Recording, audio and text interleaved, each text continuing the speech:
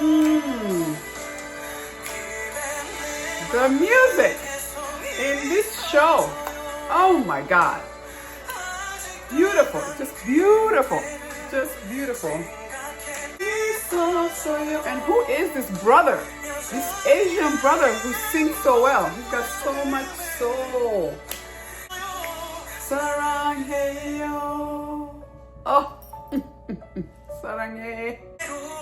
And more. You know why we love these Korean dramas, man? It's the storyline, it's the costumes, and the music.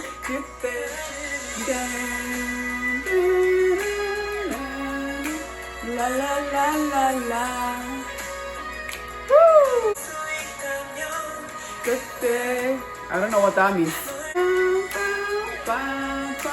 La la la la la.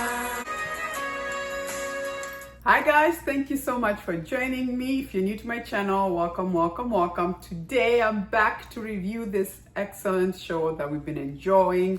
It's called Bon Appetit, Your Majesty. I'm gonna review 1 to 8 just because this is the first time I'm doing a video, and like I said, this is the kind of shows that make us fall in love with Korean dramas, right? It's just fantastic. And by the way, and I mentioned this to some of you, who remember watching My Only Love Song? And I believe it's still on Netflix. This show is giving me so much of those themes. There was time travel, which we have time travel on this. It was a historical drama. It was about a girl who came from the future and was transported back, remember, with the car, back to the past. Same thing. For her, it was a book, right? Which is just fascinating. Because if it's gonna go like My Only Love Song went, then we have a lot of questions and a lot of dilemmas that we're gonna have to deal with, because if they end up falling in love, we all know how much of a mess that was for the other one. So I'm interested to find out how they will close this one as well, because the other one, they had to use the car to travel back and forth to see each other. What are they gonna do, the book? But the book, by the way, the book is very interesting because the book brought her here to the past. But as we've seen, it is the king who's writing the book. Every single time he tastes the food, he goes and writes the recipe down. He goes and draws the picture. I'm like, so he made the book. So why did the book bring her back to him? Interesting. I cannot wait to find out. Remember, it was her dad who sent her back. Anyway, for anybody who has not started watching this show, let me give you a little bit of a synopsis. So we've got our lead, a female lead, who is from present time. And she is flying back. She's a chef, well-known chef. She just won an award, one of those cooking competitions, and was heading back home to see her dad. And her dad was like, before you leave, I would really love for you to get me this book. I really love this book with all the recipes, an old book, South Korean. The daughter's like, sure, Dad, I'll get it. The daughter gets the book. The daughter puts the book in her bag while she's sitting in an airplane. I think they're starting to drink coffee, and coffee gets all over it. She's like, oh my God, it's like it's like one of those like historical books. I can't believe it. She goes to clean it up in the bathroom. In the middle of all that, there's some sort of an eclipse happening, and boom, girl is back in the past. Okay, we're talking the past. So it is really interesting in the way like she's going through stuff like, you guys have no idea, but this actually happens. Almost like I know what happens to you. You know what I'm saying? And then she's trying to cook these recipes and she's like, oh my gosh, how do I explain this? Hilarious comedy of it when she's trying to translate, what would they call it now here? Like, I think she was trying to say alcohol and they were like, alcohol? He's like, oh, liquor, they know liquor.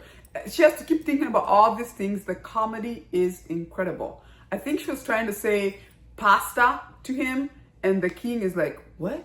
Pasta? He was like, basta?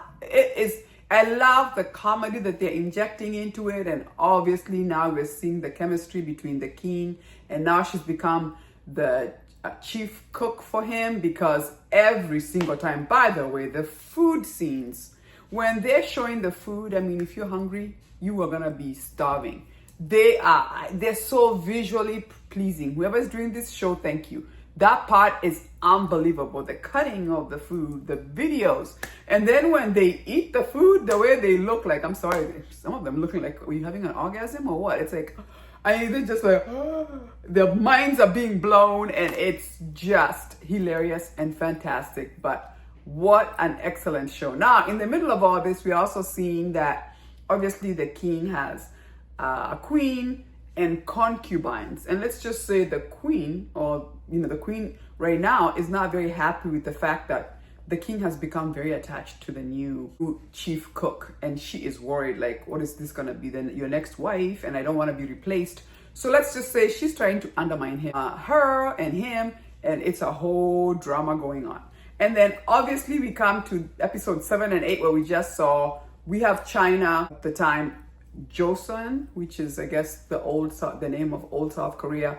They're going through some wars, and really, without making her be stressed, the king is like, if you win, I get to ask things from China that they've not allowed us to do. So it's almost like, no pressure, but I would like for you to cook a meal that I would like for you to win against the best of the best in China, so that in hopes that South Korea, and she was like, that pressure is crazy. Speaking of, I loved 7 and 8 when they're trying to recreate a pressure cooker, because she knows what a pressure cooker is in this present life. And they're like, what? What are you looking to do? Interesting. I'm just loving the whole show and how it's being put together, the historical drama, the comedy, we've got love, everything. It's just a fantastic show. Like I said, I cannot wait to see how they're gonna wrap this up, because if they fall in love, which world do they live in, huh? Are they gonna live in 2025, or is she gonna have to go and stay in 18, I don't know, what century they're in? That's gonna be the moral dilemma, because we've seen these shows, and the way it's being set up. I mean, as we speak right now, he's already in love, okay? She's like, look, dude, I'm not your type. I don't even think you should be doing that. I mean, he already kissed her, remember when he got drunk? And all I wanna do is, hopefully I can win this thing for you.